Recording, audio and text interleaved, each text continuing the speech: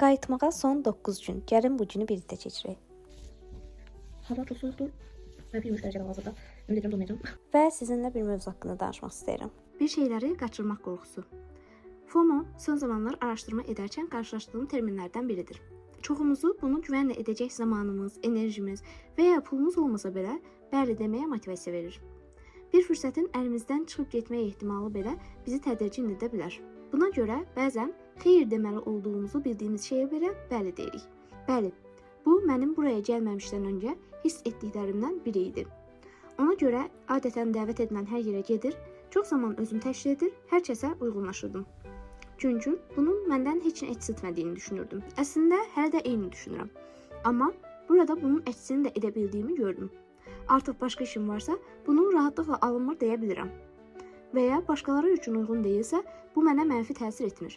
Şəxsi qəbul etmirəm və çox normal olduğunu anlayıram. Son günlərdə etdiklərim əslində yenə də bir şeyləri qaçırma qorxusundan gələn məsələlər ola bilər deyə düşünürəm.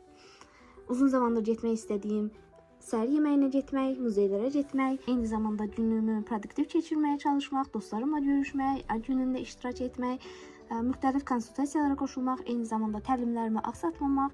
Bu, bir il ərzində sosial mediada etdiklərim haqqında çox paylaşım edə bilmədim. Əslində çox əla fürsət idi. Niyə dəyərləndirmədim deyə pis olurdum. Normalda çox şəkil video çəkdirən biri olmayan biri üçün sosial mediaya başladıqdan sonra bunu balanslaşdırmaq çətindir. Amma bunu bu müddətdə çox yaxşı bacarmışdım. Xüsusilə də səyahətlərdə. Sonuncu dəfə Qatarda dostumla kontent yaradırdıq. Bir müddət sonra dayandıq və bitirməyə son 5 dəqiqə. Sonra oturub ətrafı izləyir və dadını çıxarırıq dedik. Çünki artıq zövq aldığım şeyləri digər şeylər üçün dəyişdirmək istəmirəm. Və bəzən isə ətrafımızda olduğu yerin həzzini dadmayan, sadəcə şəkil və video üçün yaşayan insanlar görürük. Əslində bu da dövrümüzün normalı adlandırıla bilər, amma mütləq ki bunun balansını tutmaq həqiqətən də bizə nə qədər çox şey qazandırır, bunu ancaq həzzini alanlar bilər. FOMO əslində elə budur. Mən buradayam demək üçün edilən, amma əslində heç bir yerdə olunmayan olanlar. Bunun tam tərsi isə YOMO-dur. Bir şeyləri bilərək qaçırmaq və anların dadını çıxarmaq. Bu terminlərlə tanış olmadan öncə də bu barədə fərqindəliyim var idi. Olduğum hər yerdə, hər yeni təcrübədə dayanıram, ətrafıma baxıram və nə qədər minnətdar olduğumu, necə möhtəşəm anlar yaşadığımı, hal-hazırda gördüklərimin nə qədər dəyərli olduğunu və bunları görə bilmək bacarığına sahib olduğum üçün belə nə qədər şanslı olduğumu xatırladıram özümə.